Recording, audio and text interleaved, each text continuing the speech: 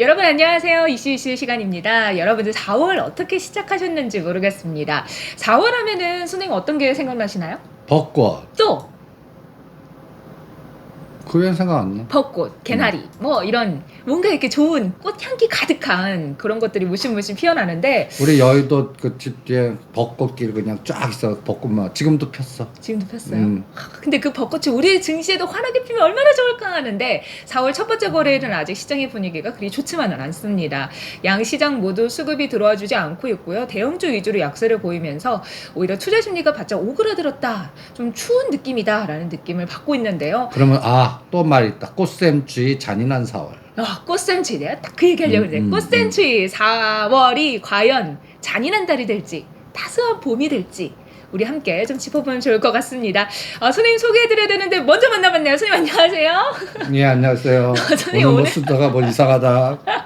순서가 왔다리 갔다리 하죠. 그래도 약간 데드풀이란 영화를 보면 데드풀이 영화 밖에 있는 관객한테 말 걸고 하잖아요.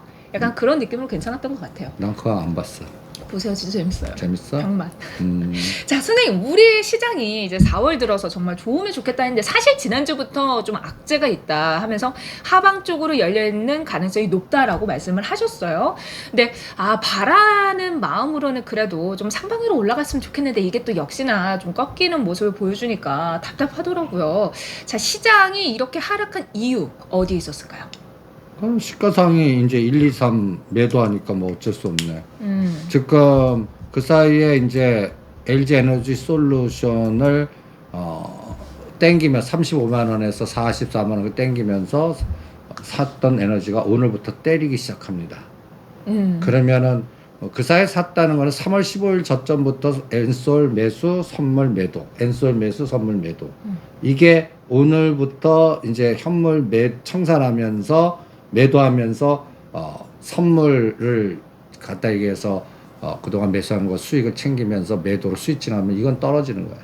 그리고 삼성전자는 오늘도 200만 주 때렸네요. 삼성전자 언제까지 때릴까? 근데 선생님 삼성전자를 비롯한 이 전기전자 업종에 매도세가 집중된 이유가 그 외국인들의 지분이 좀 그래도 전기전자 업종 자체에 좀 많이 들어와서일까요?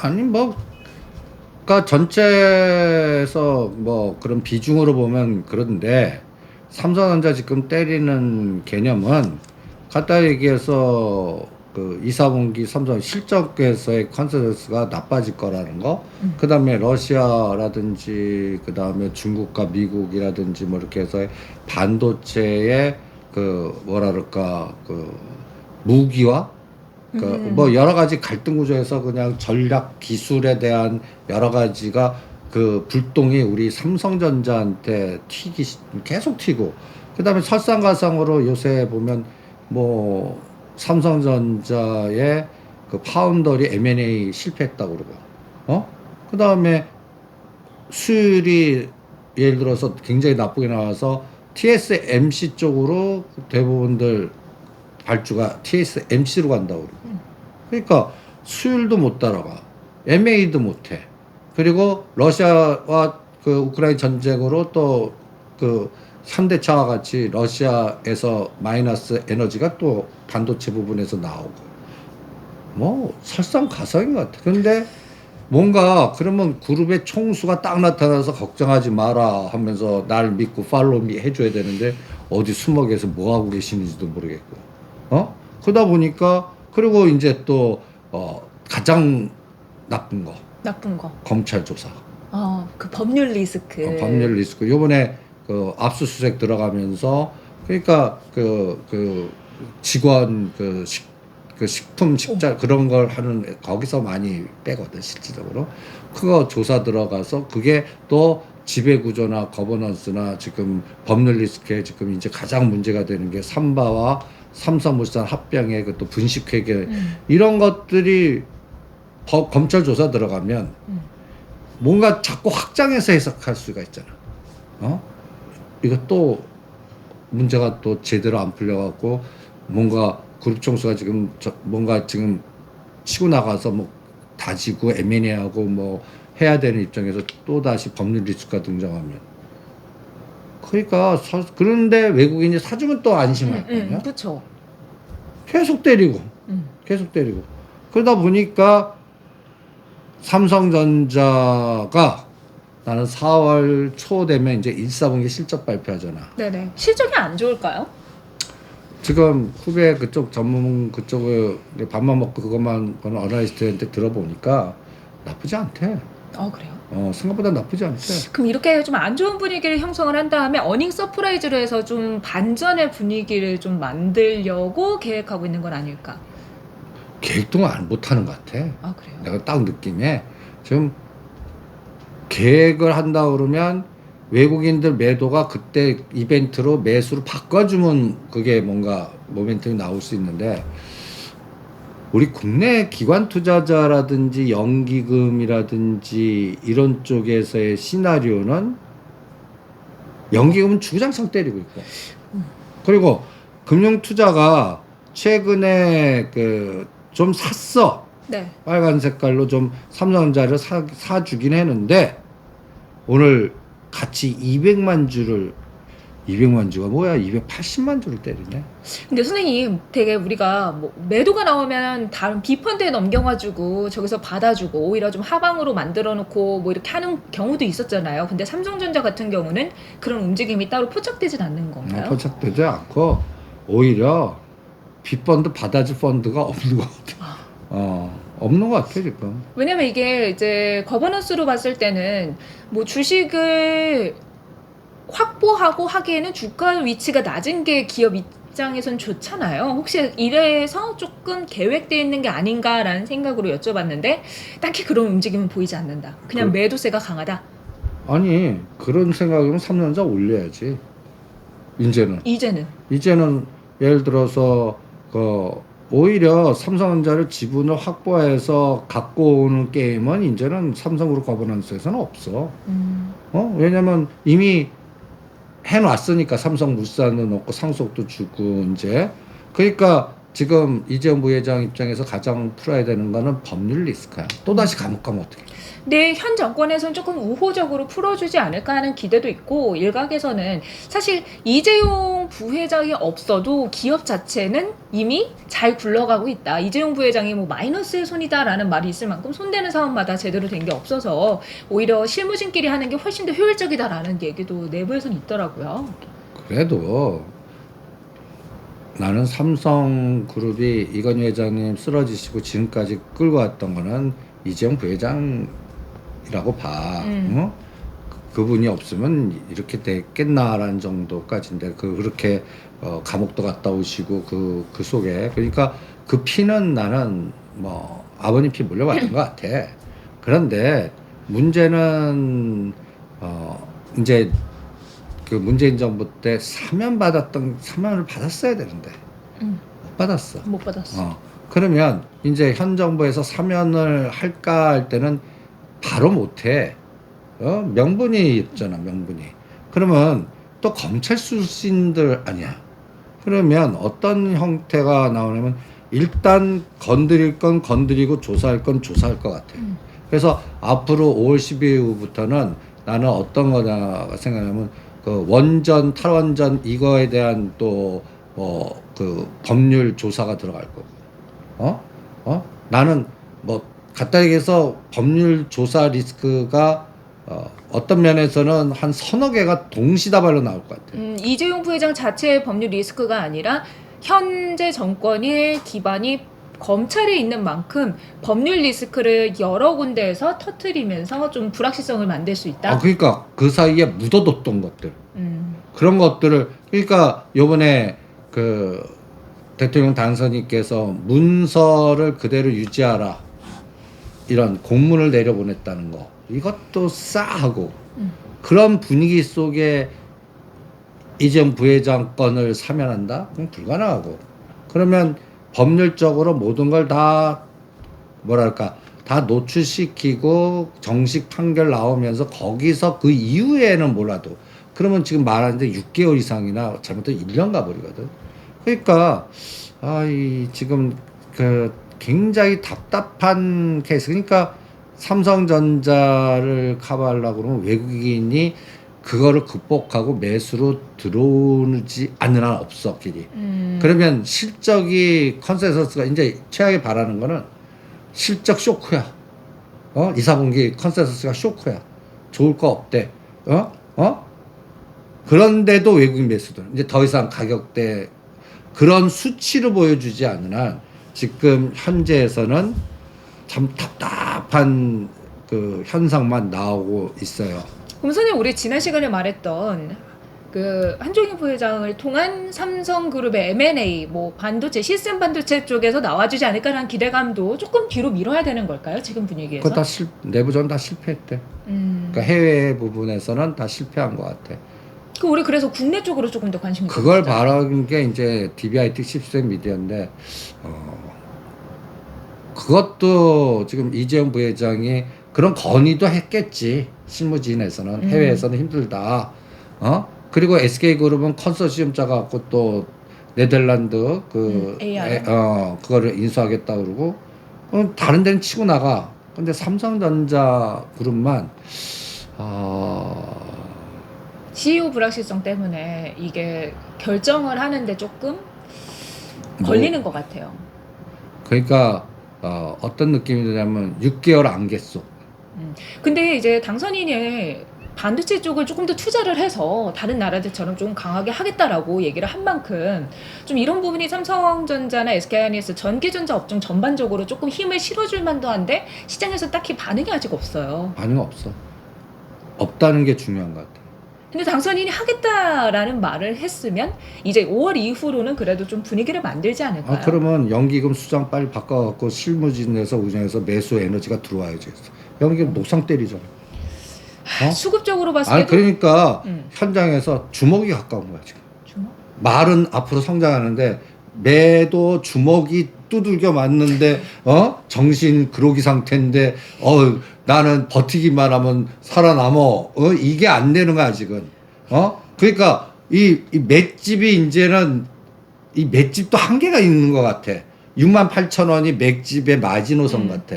이걸 지지 못하고 뚫리면 그러면 이제는 공포가 나와. 근데 문제가 뭐냐? 그동안 요거 그래서 맞았어. 그러면 그동안 올랐던 게 같이 두들겨 맞으면 이제 이게 와르르. 그러니까 요번에 3월 달에 3월 8일, 4월 15일 날 막아냈던 자리를 요번에는 또 4월 14일이 옵션 만기거든. 그래서 4월 5일이나 7일 사이에 삼성전자 2, 4분기 실적 나올 때니까 그 나온 다음에 매수가 반드시 돌아야 돼. 누구? 외국인? 아무도 좋아. 외국인이든 금융투자든 연기금이든 매도 치는 것보다 매수 에너지가 더 센 게 들어오기만 하면 돼. 왜 개인은 빼세요? 개인은 지금 개인 주구장창사. 아니 그걸, 개인 기관 외국인 싹 다 사주면 좋죠. 아니 개인은 지금 떨어지는 동안에 어떤 때는 1조 조 단위 사기도 하고 지금 오늘 600만 주를 사셨어. 어저께 300만 주. 나홀로 매수세죠 지금 완전히. 계속 매수를 해줘. 근데 이게 문제가 뭐냐? 여기서 뚫리지. 이게 이제 다시 매도로 되는 거야. 개인이? 개인. 그러니까 어느 정도 선을 붕괴하면 그 다음부터는 공포 국면에 들어가기 때문에 투매가 나오고 투매가 나타나면은 오히려 좀 이제 신용 미수도 다 털리기 때문에 오히려 좀 급락이 한 번 더 연출될 수 있다는 그러니까 말씀이신 개인이 것 같아요. 매도해 주는 게 편해 오히려. 왜냐하면 여기서 뚫리면 또 이게 또 매도에 매도를 불러버릴까 봐. 기관이야. 여기서 이제 뭔가 어느 정도 포트의 한계에 따라서 조절할 수가 있는데 개인은 심리 변동성에 오늘 샀다가도 내일 바로 엎어버리거든. 뭉치기가 어렵죠. 그러니까 지금 시가 상위 종목들 구조를 딱 보면 그냥 4월 달이 참 꽃길을 가야 되는데 벚꽃 구경하고 벚꽃길. 근데 지금 살얼음에 그 다음에 잘못하면 잔인한 4월 될 것 같기도 하고 그 다음에 또 등등등등 뭔가 이 시가 상위 종목에서 선도주라도 하나 나와야 돼. 그래야 개별 종목 에너지가 축소가 돼. 지금 어떤 상태냐면 이게 너무 진을 빼니까 초우량주 우리나라 그러니까 현대차 팔아서 세력주가 이렇게 자꾸 이제 이게 이제 자꾸 더 확산될까봐 이런 게 지금 가장 큰 문제가 되지 않을까 이런 생각을 합니다. 사실 시장에서 주도주가 나가지고 뭐 전기차, 자동차주, 2차 전지 막 이렇게 딱 나가줘야 전체적으로 뭐 부품 단까지 상승을 하고 시장의 움직임이 좋아지는데 지금은 거의 이슈에 따라서 움직이는 것 같아요. 자, 그러다 보니까 전기전자 업종을 보유하고 계신 분들은 시장의 연동성이 큰 삼성전자를 보실 수밖에 없고 삼성전자의 수급을 같이 체크를 하셔야 되는데 시장의 흐름이 바뀌는 데는 기관과 외국인들의 수급이 좀 들어오는지 체크하는 게 굉장히 중요하다라는 말씀이셨습니다. 자, 그럼 선생님, 우리 삼성전자를 보유하고 있는 분들은 그냥 계속 사요? 아니면 뭐 이제 대응 전략을 좀 나눠보면 어떨까요? 아니 사지 마. 사지 마. 오히려 사지 마세요. 아까 사지 말라고 했어. 개인이 사지 말라고. 사지 좀 마요, 괜히. 사지 좀. 괜히 무덤돼, 무덤. 오히려 삼성전자 사느니 건설 건자재나 수소 그다음에 납폭과다 5G 사는 게 나아. 그럼 선생님, 삼성전자는 사지 말라라고 하셨지만 보유하고 계신 분들이 당연히 있다면 주무셔야지. 주무셔야 되고 어느 정도 추가 더 기준선, 사지. 기준선이 좀 중요하게 봐야 되는 거. 어느 정도는 지지가 돼야 된다. 뭐 이런 것들 있잖아요. 68,000원 지지해야 되는데 지금 뭐 그 500원인가 1,000원도 안 남았어. 그러니까 이거는 쉽게 뚫릴 수도 있어. 근데 65,000원을 깬다 그런 거는 좀 치명적일 것 같아. 65,000원이요? 그럼 지수가 얼마나 빠져? 65,000원이면. 그럼 다시 2,600. 그럼 선생님, 시스템 반도체 관련해서 뭐 DB하이텍, 칩셋 미디어, 뭐 KH바텍 그런 단은 어떻게 대응 전략? 바닥에 있는 건 그냥 냅둬. 그리고 DB하이텍은 우리가 75,000원, 77,000원 상단. 그러니까 트레이딩 하실 분은 거기서 데드 잡아갖고 일부 뭐 30 팔았다가 65,000원, 67,000원 오면 사고 이런 트레이딩 하시든지 찬바람 날 때까지 85,000원 높아할 때까지 묻어두든지 그거는 각자 스타일대로 하시라고 했잖아. 문제는 뭐냐? 이 박스가 6개월 갈까봐 걱정인 거야. 삼성전자 주가 많이 안 빠져. 그쪽은. 그런데 그리고 또 한 방이 있잖아. 한번 그러면 국내에서 M&A 하는 순간에 이거는 상한가를 가버리니까 그런 한 방이 있기 때문에 그냥 박스에서 계속 그냥 그 안에서 갖다 해서 10,000원 안에서 움직이는 거야. 삼성 DB하이텍. 그다음에 칩셋 미디어는 요번에 18,000원까지 갔거든. 그리고 대반등이 요번에 그 얼마까지 줬나? 23,000~24,000원까지 줬나? 근데 최근에 DB하이텍보다 칩셋 미디어의 변동성이 좀 가장 컸던 것 같아요. 지금 반도체 중에서는. 그러니까 되지 않으니까 밑에서 산 사람들이 짧게 수익 차익 실현하는 매물 때문에 또 이 변동성이 나오는 것 같아. 칩셋 미디어도 요번에 18,000원대까지 18,500원까지 갔다가 지금 23,700원까지 갔거든. 직전 고점이 26,000원 정도인가요? 27,000원. 27,000원, 18,000원 하락폭에 딱 반에서 걸렸어. 그럼 상승폭의 반에서는 멈추주길 바라지. 18,000원, 23,000원이니까 2만원에선 지지하길 바래. 근데 나는 칩셋 미디어나 DB하이텍은 그냥 잘래. 선생님, 서울 반도체도 짚어주세요. 지난번에 제가 말을 하고 나서 이렇게 매수를 하셨다라는 분이 계셔가지고. 서울 반도체나 그 다음에 또 KH바텍이나 뭐 KMW나 이런 것들은 다 바닥권에 있는 거 아니야? 근데 이거는 지금 이제 수렴해갖고 야금야금씩 밑에서 좀 올라오는 중이거든. 이거는 딱 보면 13,000원, 17,000원 박스야 그냥. 17,000원, 그러니까 요번에 사신 분은 17,000원대 오면 반 팔았다가 다시 사면서 역배열이 정배열되면서 새로운 거래량이 너무 없어. 근데 선생님, 이 시장이 좀 불안할 때는 오히려 좀 많이 하락한 종목들은 하방으로 많이 열리지 않을까? 조금 상대적으로 마음이 편안하다고 볼 수 있나요? 아니면 거래량 없이 더 떨어질 수 있나요? 그러니까 나는 오히려 이게 이제 뭐랄까 이렇게 주구장창 떨어진 것들은 그 신용매매, 그러니까 털릴 만큼 털렸다는 얘기야. 거래량 없이, 그러니까 매일 반대 매매 이제 그 공간은 다 지난 종목 같아. 그러면 이제는 이런 것들은 조금만 매수 에너지가 딱 지면 한 30%는 순식간에 가는데 연속성이 없어. 그러니까 올려놓고 다시 흔들고. 그러니까 이런 종목들이 갑자기 어느 날 이게 주구장창 떨어지다가 갑자기 한번 상하가 치거나 딱 하면 그 다음날 일부를 때려야 돼. 그래 놓고 다시 사는. 그러니까 매수 단가가 안 왔어도 30, 50% 갖고 때렸다 다시 사는 그런 훈련을 하시면 이게 이제 손바뀜이 되면서 각도 하락 각도가 상승 각도 나오는데 하나의 이것도 이런 것들도 내가 삼성전자 확인하는데 3개월 걸린다고 그랬죠. 당연히 상반기는 다 지나갈 것 같아요. 그러니까 많이 빠진 거에 대한 대반등은 계속 돌아가면서 있을 것 같은데 최근에 KMW도 바닥에서는 올랐지. 근데 5G 관련 주죠. 더 치고 나가지 못하는 이유가 그거예요.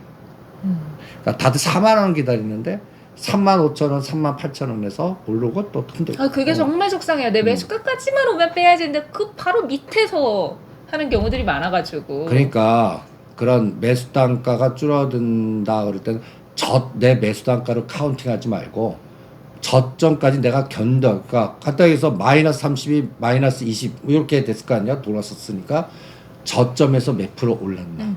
그걸 계산해서 조절을 하십시오. 이 주가의 에너지를 측정을 해서 해야지 내 매수가를 보고 결정을 하면서 하기에는 조금 오히려 좀 시간이 길어질 수도 있다. 그러니까 그럴 때는 아직까지 손절할 때 30%만 운영을 하는 거야. 전체 비중에서. 그런데 밑에 딸이 잘 산 거 본 건 70% 갖고 운영하는 거야.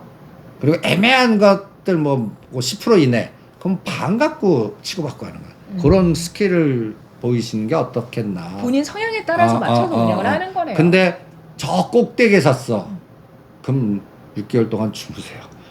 다음 파동을 기다린다. 아, 제가 방송에서 어떤 분이 저는 투자를 어떻게 하는지 궁금하다라고 하시더라고요. 근데 저는 그냥 묻어놔요. 일단 샀으면.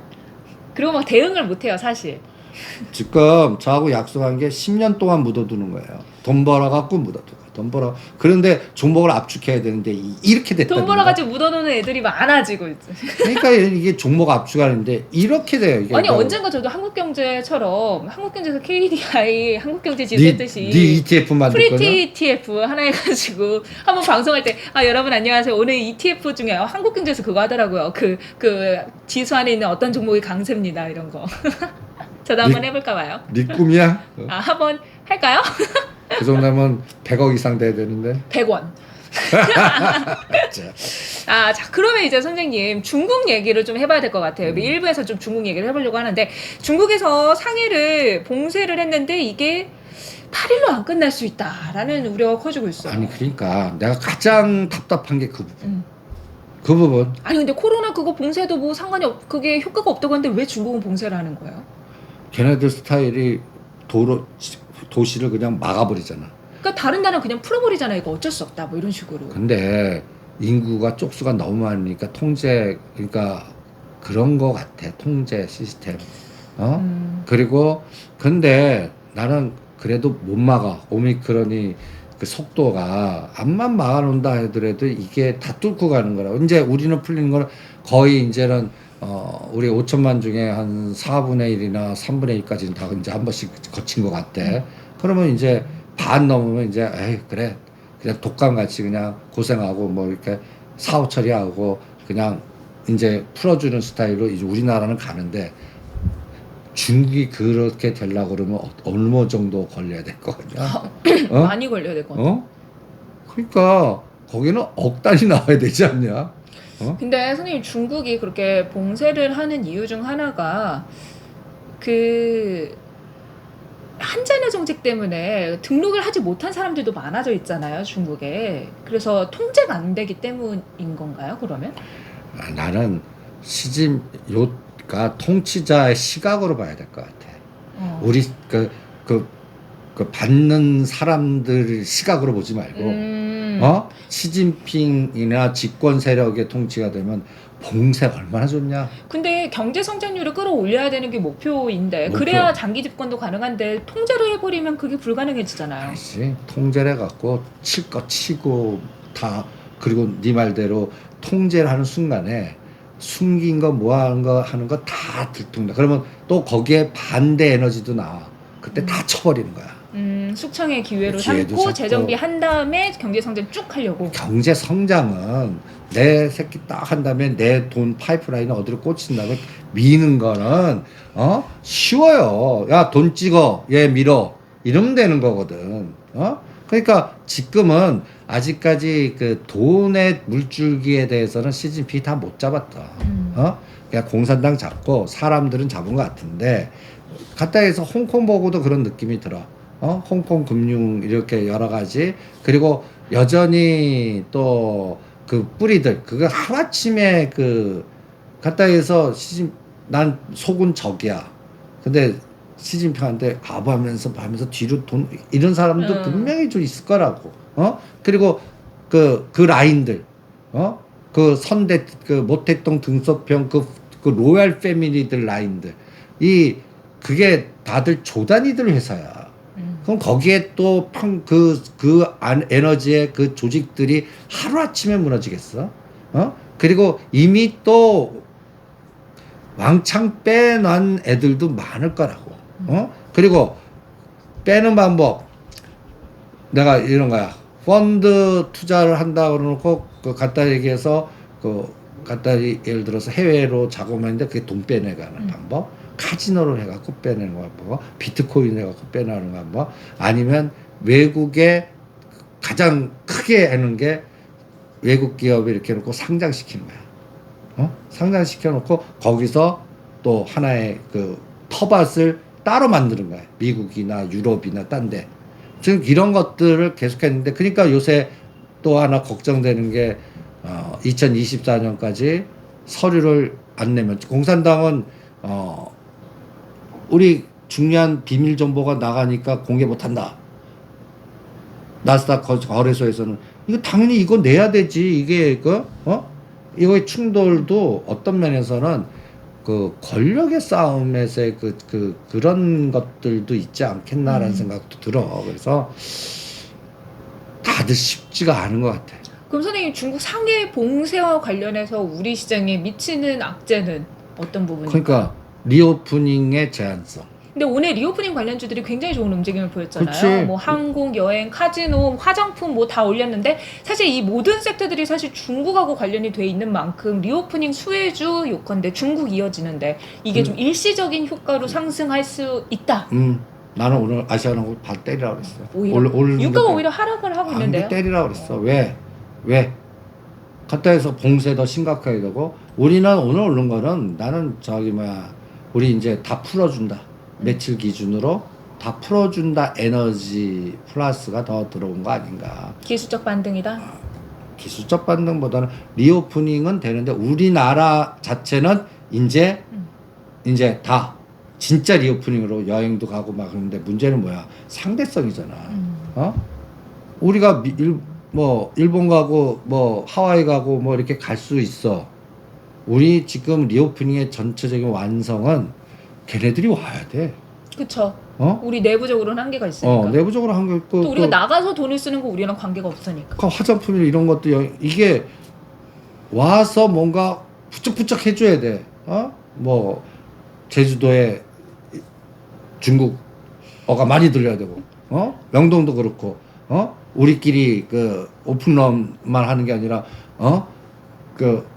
또 중국 애들 뭐 이렇게 쫙 있어야 되고, 저 강남 신사동에는 그 중국 애들 그 이상하게 붙여갖고 서명도 하고 막 돌아다니고 뭐 이런 것들이 막 눈에 이게 또 현장의 샘플이잖아. 요새 그런 게 하나도 앞으로 뭐 한 5월, 6월이면 보겠다 생각했는데 이게 점점 늦어지는 거야. 근데 선생님 화장품은 우리가 규제를 조금씩 완화하면서 마스크에 대한 얘기도 나오고 있는데 마스크를 이제 쓰지 않게 된다면 이게 뭐 선호에 따라서 쓰는 분들도 분명히 있어요. 또 쓰겠다 하시는 분들도 있지만 전체적으로 화장품, 기초 화장품 외에 색조 쪽으로도 또 매출이 늘어날 수 있는 가능성이 있잖아요. 그렇지. 그러니까 이것도 그래서 리오프닝도 여행 상대성이니까 반만 보자고. 다 왔다 갔다 하면 예를 들어서 아시아나항공이 3만 원 갈 에너지가 반의 에너지야. 그러면 22,000원, 25,000원 정도. 그럼 지금 그러니까 10%도 안 남았다 정도. 네. 그 다음에 카지노. 그 카지노는 와야 돼. 우리가 축항하는 건 한계가 있으니까. 국내 카지노 강원랜드 빼고 다른 건 와야 돼. 이거는 땡. 땡. 그냥 매도. 근데 선생님 코로나 때 사람들이 막 이제 돈이 쌓이고 스트레스 받으니까 강원랜드 가지는 않을까요? 그렇지. 그러니까 오히려 우리는 오히려 보면서 내가 그래서 8,000원대 아난티가 더 낫다. 아, 그래 카지노보다는 골프가 조금 더 건전하다. 네. 아니면 알톤 자전거나 타자. 알톤 스포츠 3,000리 자전거. 바닥권에 있는 거. 그게 더 낫다. 그리고 엔터가 진짜 오히려 리오프닝이 안 돼도 이거는 온라인으로도 커버가 되잖아. 그래서 요번에 리오프닝 주나 이런 것 중에서 가장 셌던 게 나는 엔터 같아. 엔터 하면 또 우리 SM 얘기를 안 할 수가 없습니다. 근데 SM은 그 거버넌스 싸움판의 그 개념이고 진짜 엔터에서 많이 간 건 JYP. JYP 1등. 그 다음에 하이브가 이제 오늘 보니까 군대 면제할 수도 있다. 난 그거 오늘 방송에 때리라고 그랬어. 근데 선생님 그 하이브의 최대 악재가 군대잖아요. 근데 이게 해결이 된다면 모멘텀이 되고 분명히 좋은 에너지가 될 텐데요. 요새는 그 뉴스 나올 때 때려라야. 느낌이. 시장 자체가. 그리고 검토지 해준다고 하지도 않았어. 되면 대박이긴 하다. 근데 나는 현 정부의 인수위가 이거 굉장히 민감한 부분이야. 아니 쟤네가 무슨 국익을 위해서 이게 차이의 시각이 요새 MZ세대는 뭐라 그럴까 이런 부분에 대해서 어마무시하게 그 반감이 있을 거야. 나는 왜 군대 갔다 왔는데 쟤네들은 왜 군대를 안 가냐 왜 해자 저게 국익이냐 누구는 국익이라고 쳐주지만 저는 나는 인정을 못 하겠다. 여자리가 그렇지. 군대 갔다 온 선생님 아니세요? 근데 사실 저는 그렇게 생각해요. 금메달을 따도 그거를 면제해 주잖아요. 근데 BTS 같은 경우는 우리나라를 알리는데 그 금메달 땄다는 게 국위선양의 그건데 수많은 세계적인 그런 상을 받으면서 우리나라를 알리게 됐고 우리나라를 홍보하는 데 큰 역할이 있었기 때문에 저는 이 부분은 면제를 해줘도 괜찮다고 보거든요. 그러니까 나는 국익이라면 국가의 세금을 많이 내면은 그게 국익이라고 플러스를 하겠어. 세금도 많이 냈잖아요. 그런데 세금의 전체적인 규모를 한번 뒤져봐라. 세금 많이 안 냈어요? 뒤져봐. 그건 안 돼. 그러면 안 돼. 뒤져봐. 유전 무죄, 무전 유죄 그건 안 돼. 그러니까 오히려 하이브라는 거를 딱 들여다보면 BTS의 에너지가 너무 커. 그죠. 몰빵이죠 거의. BTS 그러니까 한 기업이 거기에 너무의 몰빵이면 오히려 분산이 제일 나아. 분산이 제일 돼 있는 게 JYP야. SM, YG. SM은 나는 지금 보면 갔다 해서 그 그룹의 이 에너지를 봐. 대주주가 마이너스가 너무 심해. 대주주가 개인으로 또 여러 가지 문제점도 있는 것 같고 오늘 그래서 행동주의 펀드가 이겼다 해서 이렇게 에너지가 나온 거지 전체적인 내부적으로는 나는 그렇게 크게 안 봐. SM은. 그리고 이런 것들도 보면 지금 월봉으로 한번들 봐봐. SM을요? 아니 다 엔터주? 엔터. 위치가 만만치 않아. 꼭 원전하는 느낌이야. 근데 선생님 YG 같은 경우는 또 빅뱅이 컴백을 물론 좀 이미지가 많이 안 좋아지긴 했지만 그래도 빅뱅이 컴백을 한다고 하고 또 이런 아티스트 모멘텀이 계속 있잖아요. 공연도 하고 뭐하고. 근데 나는 기업 볼 때 그 세 가지 그러면 제일 막내였어. 가장 나빴었어. JYP가. 그런데 YG는 그 승리자와 마약해서 이 도덕성의 흠이 나온 것 같고. 그 원래 이제 YG가 그거의 약자래잖아요. 그렇지. 약구. 그 다음에 SM은 대주주의 문제점이 있고. 그런데 나는 그 좀 약간 좀 사차원 같이 박진영 이 대표가 사차원 같지만 비즈니스 아이디어는 굉장히 좋은 것 같아. 왜냐하면 도덕성 문제에선 제일 최고고. 그 다음에 선이 분명하고 그 다음에 일본 그러니까 우리 자체에서 키워서 아이돌 되고 해외에서 키워갖고 걔네들하고 합쳐서 거기서 키우는 또 아이돌 되고 나중에는 콜라보 되고 그래서 이게 이 교류 갖다 얘기해서 그 플랫폼을 만드는 것 같아. 그러다 보면 이 전반적인 세계화 에너지에서는 나는 JYP가 SM을 능가하지 않을까라는 생각이 솔직히 들어요. 그럼 선생님 JYP 차트로 봤을 때는 지금 접근이 가능한가요? 선생님이 뭐 만만치 않은 위치라고 하셨잖아요. 근데 단기적으로는 매도 위치야. JYP? 다 엔터죠. 엔터도 저기 그러니까 이런 테마주들도 시장이 부러지면 안 돼요. JYP 봐봐. 120, 이게 지금 보시면 월봉으로 보라 그랬지. 월봉으로. 아이고, 월봉 이게 너무 축소돼. 아, 주가가 엄청 올랐네요. 그제 2020년에는 2만 원, 작년에 3만 원, 4만 원, 지금 얼마? 6만 원. 그러니까 내가 작년에 저거 안 사고 뭐 했나 싶을 만큼 주가가 그렇지. 2020년부터 그러니까 꼭 한전 기술 보는 것 같아. 아니 여기선 들어가기도 공포스럽다. 그러니까 보이자형이고 분명히 추세는 더 가. 나는 더 간다고 봐. 더 가면 들어가도 되잖아요, 조정 때. 그런데 요거 한 10,000원 정도 더 싸게 살 수 있는 기회 줄 것 같은데 들어갈래? 왜요? 왜 준대요? 약속했어요? 아니, 그러니까 6만 원에서 지금 7만 원 정도 선이 좀 버거워 보이고, 그 다음에 얘가 또 저기 뭐야, 게임이 위가 비싼 게 치고 나가주면 괜찮아. 게임이. 근데 게임은 나는 그 요번에 그 코로나 이것 때문에 제 3대 그 이벤트 코로나 게임 그 컨벤션이 요번에 2022년에 다 문 닫았어. 네. 안 해. 네. 그러니까 거기에 나가서 우리 코엑스 무슨 이벤트 하듯이 해외에 무슨 가전 이렇게 하듯이 전 세계 그 이벤트 그 게임 그 관련돼서 세계 그 박람 게임 박람 비슷한 거 부산에서 했던 거. 다 취소. 아, 그 부산 백스코에서 했던 그거 말씀하시는 거죠? 게임 그거? 아, 세계. 세 개? 아. 그거 안 해. 그럼 게임주 전체적으로 타격이 있죠. 그리고 시진핑은 게임하는 애들을 독약이라고 보는 거야. 정신.